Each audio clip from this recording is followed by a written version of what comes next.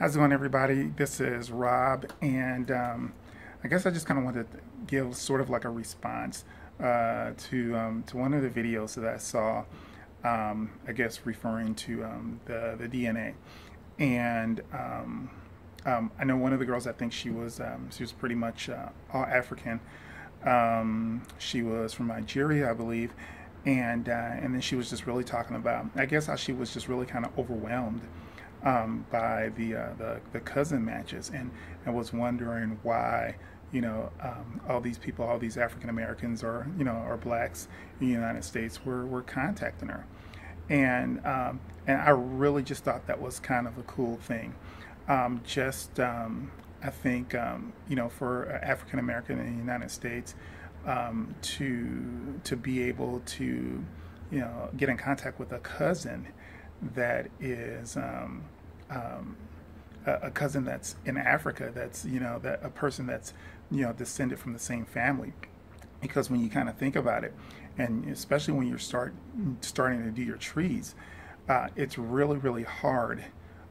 Once you kind of get to a certain point, you get to the 1800s, or you get to maybe later 1700s, to go a little bit further back, and that's just because of slavery and the documentation and so on and so forth. So it really, when you get in contact, I think, with a person, that's of a person that is from Africa, that has migrated or came here to the United States, and you're actually able to contact the person. It really bridges that gap, I think, between what happened with slavery and really what's going on now, and it allows you to I think really to continue to trace your African lineage. So it's a really exciting thing.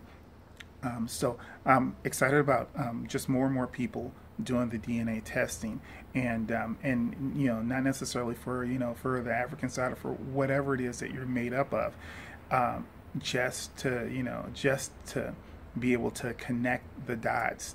I know what was really interesting is when I got my DNA test done, there was sort of this question that I had about an ancestor of mine. And what was interesting was the ancestor that I knew for sure, was part of my line.